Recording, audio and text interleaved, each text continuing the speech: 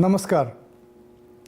Welcome to the network security as well as computer security, which deals with authentication, attack, viruses, spyware, and protection mechanism firewall. As you are aware,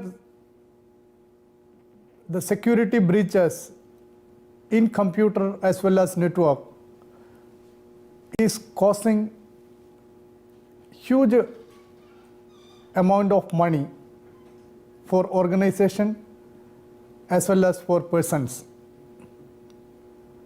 The security threat for a computer or the threat which is coming through network, both are to be addressed in a proper way. Since the network is connection of computers, the threat can be even come to the computer from outside. So internal as well as external threats are always there whenever a computer is on a network. The first security threat which came into computer was in the form of viruses. And I am sure that anyone who is working with the computer must be knowing about the viruses. Now this topic will discuss all these issues in brief and some of the things about the measure or the solution which should be taken when working with computers. In broader outline, the talk is about computer security and network security and information security, and attacks such as hacking, then spread of virus, putting Trojan in a computer, and the various defense mechanism which include a firewall and the unified threat management system for prevention of IDS, intrusion detection systems. Let us first see what is the goal of security in computer or network. Everybody will work or will like to work in a secured environment, whether a person or an institution, because security ensures the confidentiality of data as well as the services and program running in a system. Many a times it is important that we should keep the information very close to the user only, not to be shared with others. Since computer is dealing with all kind of personal information as well as the security codes like passwords, PIN, the integrity of the user is to be ascertained in any network.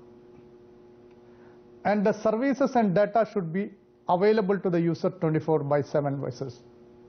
That means due to any threat such as security breaches,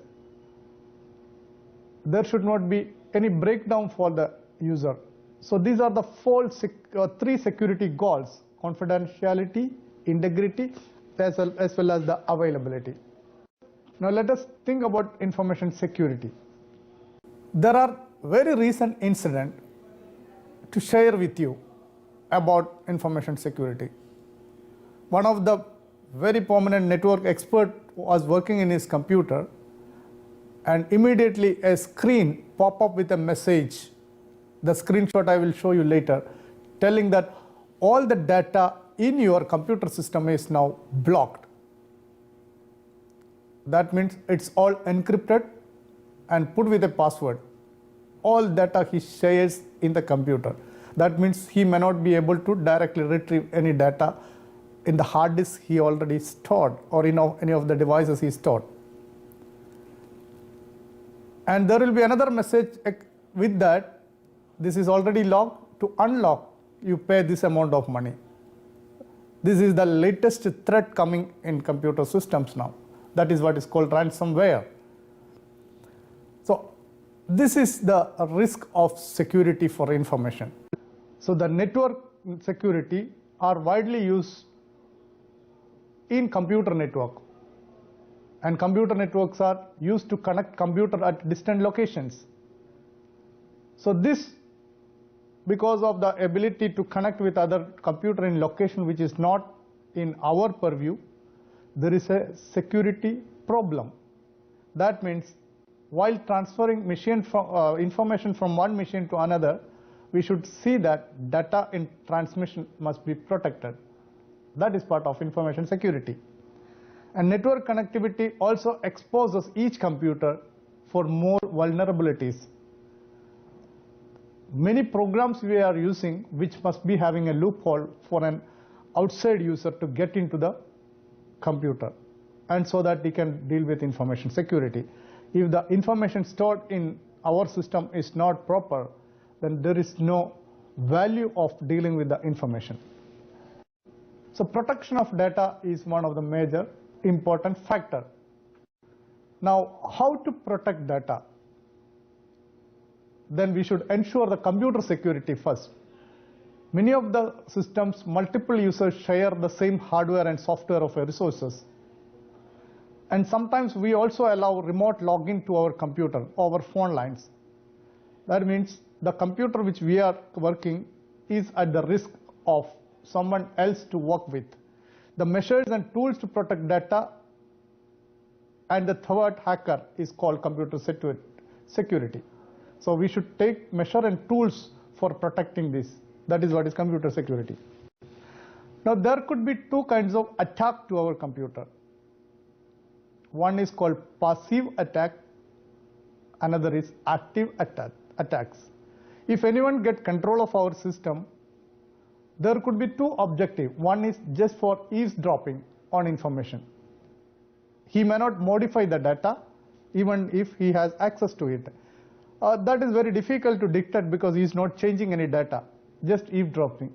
But think about a situation that your password or PIN number or credit card information which you stored in a file is being eavesdropped by somebody. So the threat can come later because he has already accessed the confidential information of the user.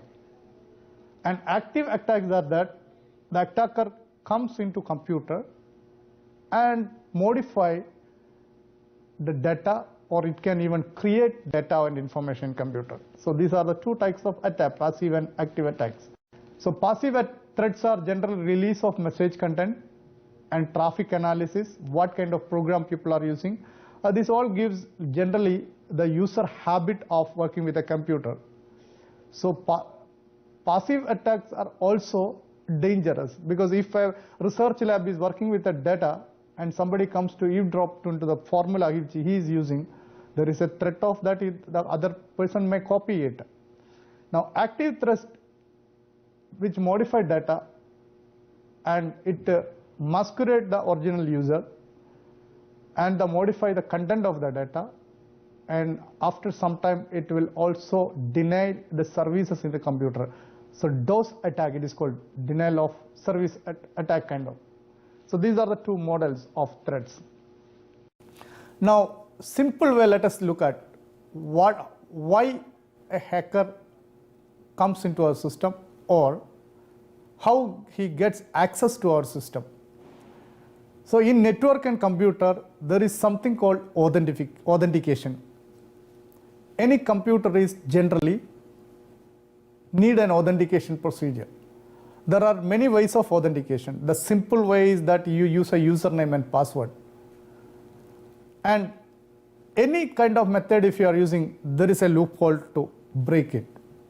Let us say that I use my username and a password to log into my system. That is the only security mechanism I have to protect my system.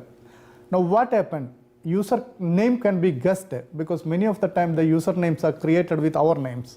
There is no confidential information about usernames. But password is something user assigned, and here lies the problem. When we conducted a survey, when I teach MTech students and MSc students, I just asked a simple question to people that how many of you are using simple password? To my surprise, I have seen that 80 to 90% students are using simple password. What is a simple password? They will put it as ABC123 or XYZ123, or if my name is Manoj, then I will put it as Manoj123. These are guessable password. Even my surname with some letter 123 is added, root123, admin123. These are the password assigned by even the super user and administrator of a system. These are easily guessable password. So username and password is to be chosen in such a way that others cannot guess it in first attempt. There are mechanisms, even if you have password, there are mechanisms or tools to keep on trying with a different password to your system. So that such kind of attacks are called brute force attacks. They can supply different names, permutation of names, and combination of different alphabets and character one by one, 1,000 or 10,000 times immediately in a second, which can be given to your username, and that kind of attack is also there. So at least for the safe side, it is better to use a proper password. I will discuss it that. So username and password is a simple authentication method. The second one is IP address based. If my IP, every network, every computer or node in a network has a unique IP. So I can make my server to configure in such a way, if the access is from only this system, then only get access to this. That is IP address based. This will come in an advanced level. And very common methods are coming now for authentication in a computer or laptop system is biometric. Even mobile phones, these are very useful. You can use your fingerprint, because our fingerprint, thumb impression, finger, all these are very unique for an individual. So it varies from person to person. So anything which depends on the physical body structure which is unique in a human being is what is called biometric authentication. So fingerprint is very common, thumb impression is very common for authentication. The other one is face reading software. I calibrate my face with the system, maybe from different angle, my face is being captured with a different angle, then this can be used the next time when I look into the system. If I look, then only the system will open, face reading software. Then there is voice recognition. It is told that voice of people are very, very different. So if I use, hello computer, please open, that will be very unique to my style, and that cannot be imitated or mimicked by someone else. So that is also another. But that kind of mechanism has its own loophole. If somebody else tell or talk exactly like you, maybe computer can be fooled for face recognition. But that is also voice recognition. That is also there. Then every computer or devices in the network, which is having every computer or devices, instruments, which can be connected each other, has a unique address called MAC address. So we can also use IP address or MAC address or combination of both for the strict authentication purpose. But in nutshell, 95% we are using username and password. Now, some of the type of network attacks, if they get your username and password, the eavesdrop, which I mentioned already, passive kind of attack, then data modification, active attack, then identity spoofing. That is mean whenever somebody want to connect, he will act as you, that he can even change the IP address and tell that yes, I am this person because I have the same IP. This is what is called spoofing. That then password based attack, once attack is complete, or if a server is continuously trying for access, there could be a chance that other user cannot get access to that. That is what is called DOS attack, denial of service. No service will work.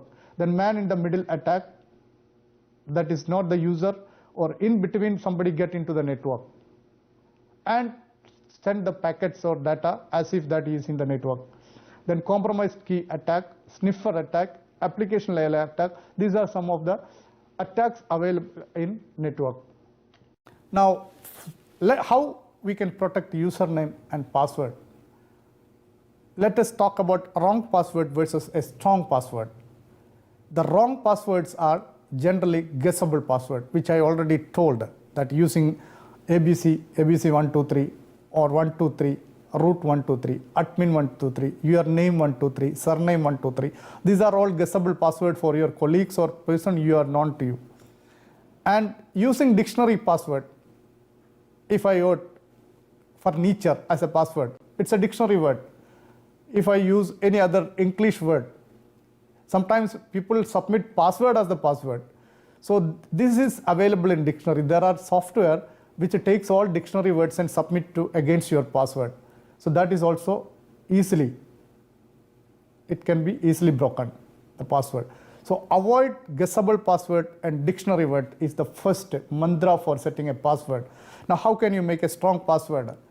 A question comes, when I put a strong password, I may forget it. So the easiest method is that you use a known name with you and use 3 kinds of letters in password. One is alphabet, another is numeric, and third is the special character. And it is very difficult to remember special character in between.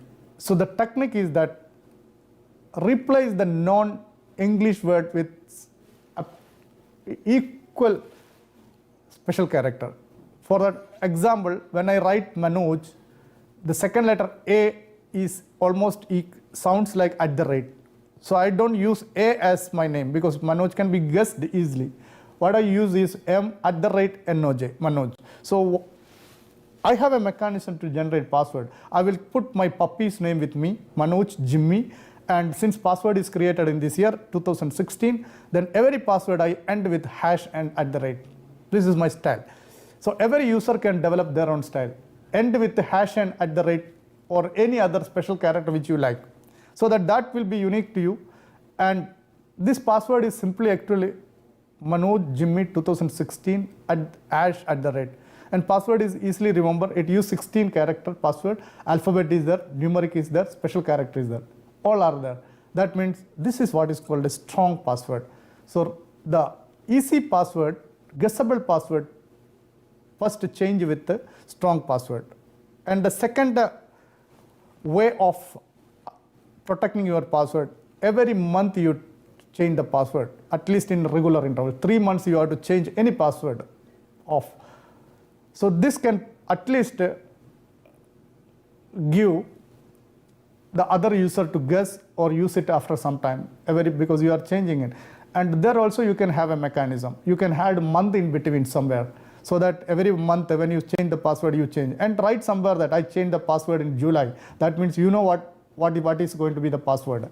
And it is known to you, known to only you, because the special character you decide. Here I used @ instead of I used exclamation mark, and this is the word. Instead of E, I can use 3, the numeric letter. So this is how to create strong password. If that is there, the password based program that can be, the strong password can protect your computer from others to try for your password.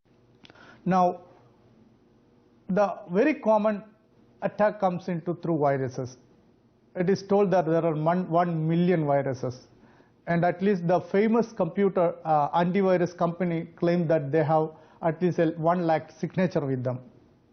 That means one computer also can have many variances. So the total number of viruses at any point of time is very difficult to predict, because the virus change its nation. What is a virus?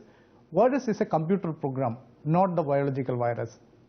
The computer program with a malicious logic and replicate itself repeatedly. Once it gets infected in a system, it can also spread in the network, sending the same program to other and get control over it. And there are at least 40 to 50 viruses per week. It is coming 200 per month. Every update of software, very popular software, if you look at this, is the frequency of update which happens in there. That means listing itself is possible for 53 to 60,000 viruses now. And definition, if I go, it is told that a crude definition of vital information resource under siege. So In short, it's a program designed by a programmer knowingly to damage other computer without a user knowledge. And once computer enter into a system, it may not act immediately. So that means there is a dormancy period.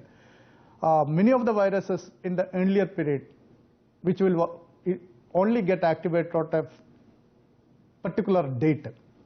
So the number 13 was one of the very notorious date in the computer field, because 13 some viruses like Jerusalem etc. gets activated. So the only similarity with the biological virus is that it find and attach themselves to the host without knowing. That's why this name may be derived virus. Now how it is activated?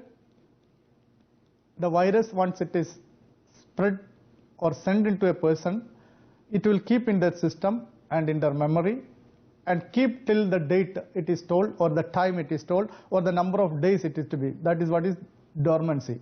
So the day it get a catalyst, if 13 is the day, that is going to be the catalyst day for it for activation.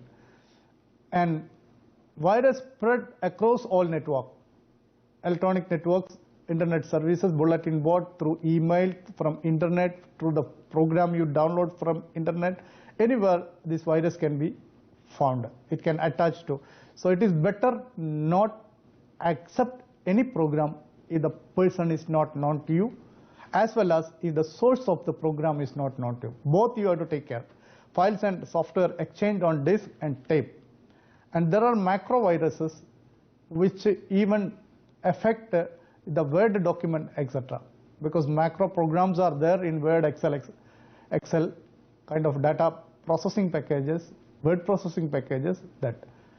And generally where this virus infect, it can infect on files, bootable disk, data files, executable program, and any cross-platform on the Intel platform.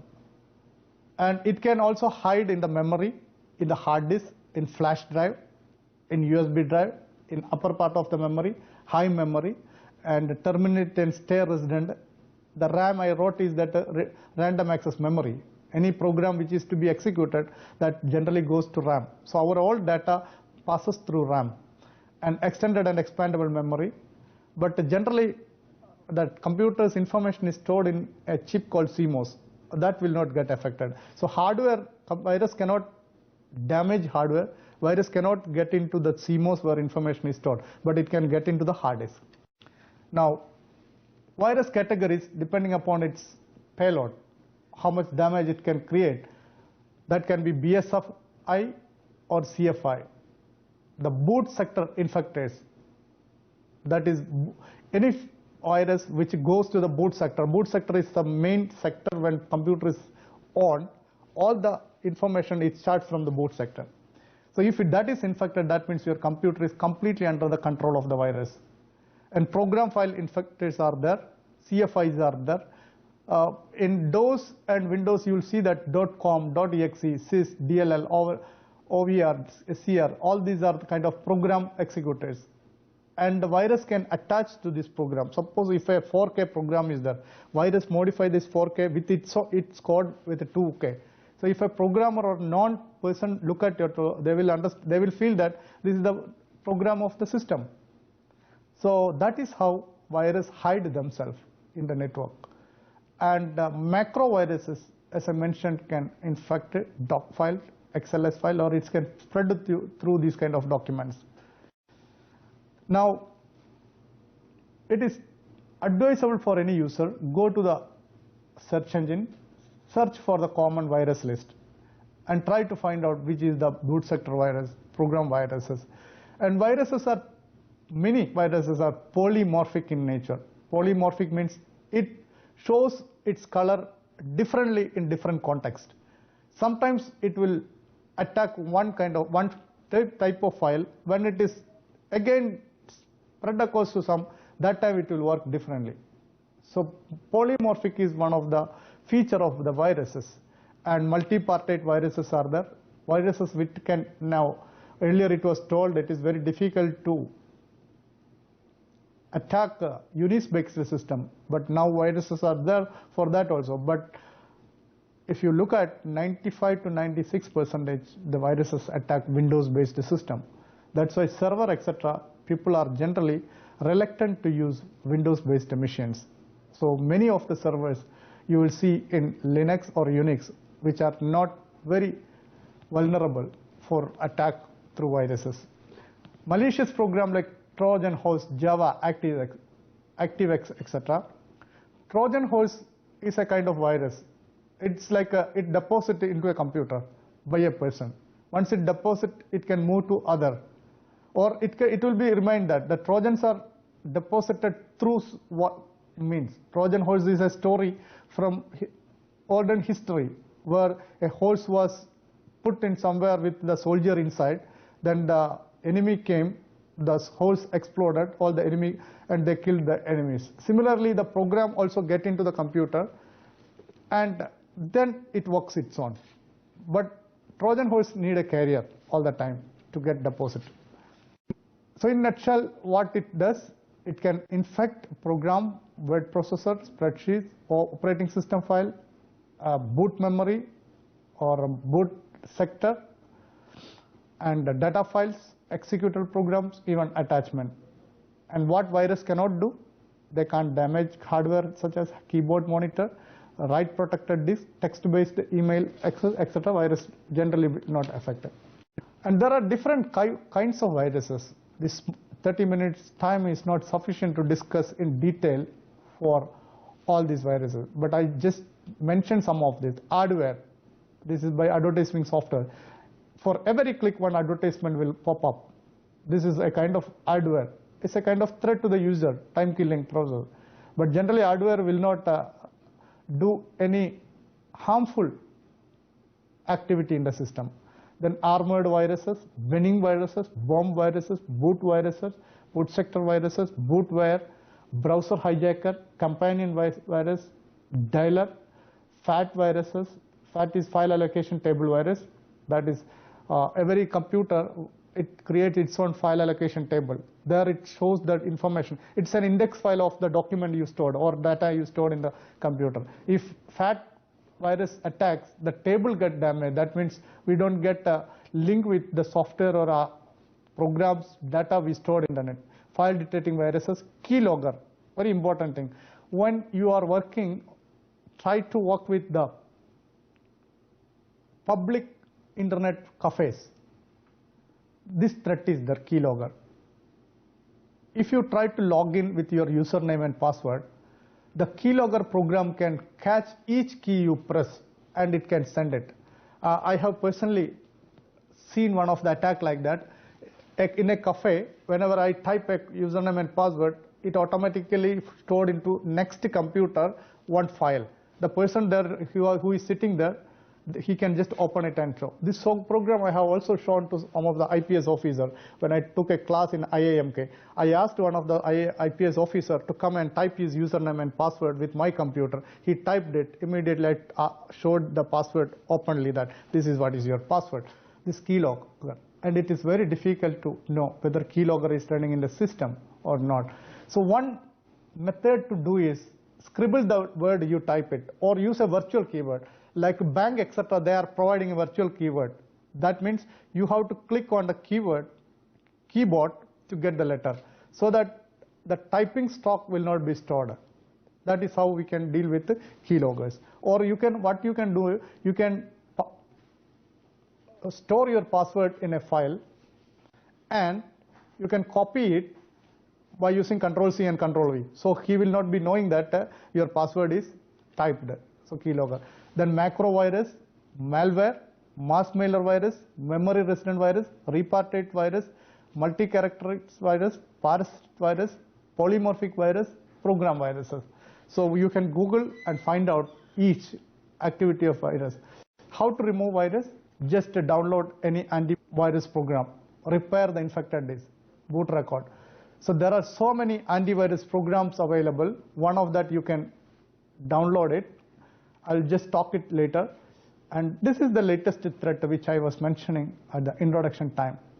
Immediately I find that my computer is blocked, warning, your personal files are encrypted with a time. If you pay within this time, link is there, user there, this your computer has been locked, and the screen, how to unlock, pay $1, take your cash onto billing location, Walmart, etc., money back, get money back, all this. And this is how some of this is what you call a ransomware, which is very coming up as a threat now in computer.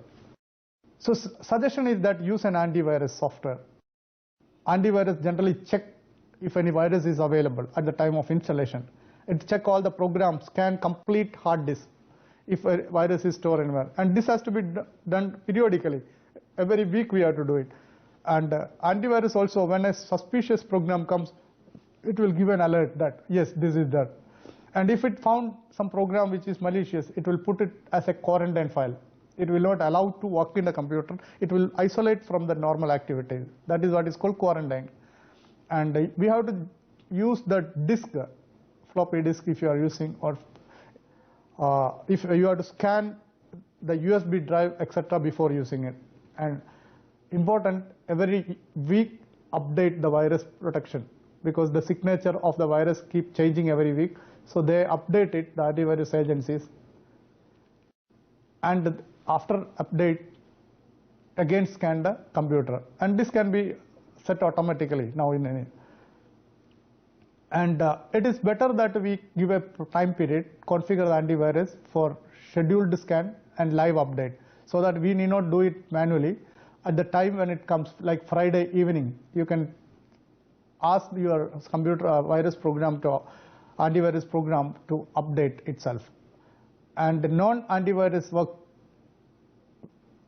if it is known, it is very easy. If it is unknown, there is something like a heuristic technology, a Blood Hood technology. That means Blood Hood generally isolate and locate the various logical region of a file. If you feel that some files are trying to use the memory of your computer, that means memory in a sense, the protected part of memory, if any computer file is trying to use it, then this technology will tell that yes, there is a critical information trying, and it will be inoculated in quarantine. And other mechanism is that if you want to protect server, etc. So far what we were talking is about the desktop, laptop, and other devices, iPad, etc. Now, if you want to create a secured environment inside a network, the technique is called firewall. The firewall can be gateway level. So every traffic which comes to your network, any traffic which is going from your network, coming to your network, going from your network, this both will be scanned in a middleware. So there are appliances, that is boxes, electronic box product, appliance-based firewall, which works as at gateway level, which will do all kind of antivirus protection, spam filtering, intrusion detection, prevention system, bandwidth management, web content filtering, anti-phishing, load balancing, DNS, proxying, and also give demilitarized zone to create inside our. DMZ means it's an area where people can access only if permission is there. It will only tell that if you are on using this program, then only it is allowed. That kind of protected area can be created in the network. So firewall is a mechanism to protect your network. Now let us see a diagram for firewall. From internet, somebody is trying to access your web server, and you have put a box in between. So when the box will check if any request is coming, like 804 generally is for web server 443. If 80443, then only allow. Otherwise, it will block at the firewall. And to your network, if it is telling that apart from web content, nothing should go, then any content coming to firewall to you, other services, try to remote login, etc. comes, it will be blocked at the firewall. So this is what the use of firewall. Now, virus and Trojan I have mentioned, and spyware is that any technology that aids gathering information. People try to put spyware and get it, which sites you are logging, what is your interest, and generally this is done for the business purposes. If I keep on buying clothes, then spyware will get, he's a maniac person for always purchasing clothes, so let us put the advertisement of clothes on his computer, this spyware. And tips and tricks that using DMZ, to your advantage. And firewall as a intrusion detection device, configuration of DMZ. I am not going to tell detail about DMZ, but DMZ configuration is separate area of a firewall, usually in a subnet, where servers are located, and you define a policy at the firewall level to access it. So demilitarized, this DMZ stands for demilitarized zone. You completely tell that nobody can enter here, but allowed person, demilitarize it. That this much, if I is coming for this purpose, this is allowed. If a person coming from this network, it is allowed. Like that, it can be defined. So an example of DMZ configuration, generally web server is to be placed. Web server work through TCP port 80 or 443. So your firewall tells that only this is allowed. This is how DMZ is created. Now, that's all about the network thing. Now, from external protection on internal protection can be managed by using antivirus program. External attack can be protected by using firewall. Now, type of infection to recall: virus, Trojan, worms, spams, spyware, malware, adware, and ransomware. Now, it is harmful. Whether this is harmful to the system, there are 3-4 different ways of attacking. One is it slow down the performance of system. Everybody, when the computer goes slow, they assume that my system is attacked by virus. Or if you are scanning, people will tell that you have to again reload the operating system, remove all the data, and slow down. And sometimes, even after removing the program, some of the virus resides in the memory when you are removing, and it again will copy to the hard disk and destroy data. Hamper legitimate program. And since it is spreading across the network, it consumes unnecessarily bandwidth. So the total network will become slow. So it reduces the network performance and steal data. These are some of the harmful causes. And initially I told there are 1 million viruses, and every day viruses are coming. So the threat is like we can't have a 100% foolproof solution for protecting, because every day this is changing. What we can do is that we create, or we at least update the virus definition file every week. And spyware generally spies, but it can also steal the credit card password and etc. So have some gateway and system level antivirus software. Let us see now some of the antivirus before I close the talk today. There are open source freewares and there are paid one. And every software has its own advantage. Like Kaspersky is very non-freeware. You can download it free of cost and put at least have some of the free kind. F-Secure is another one. AVG is there. Avast is there. These are all antivirus free software. If you want to pay so that you get support from this, Norton, Trend Micro, McAfee, Inoculate, Bitdefender, eScan.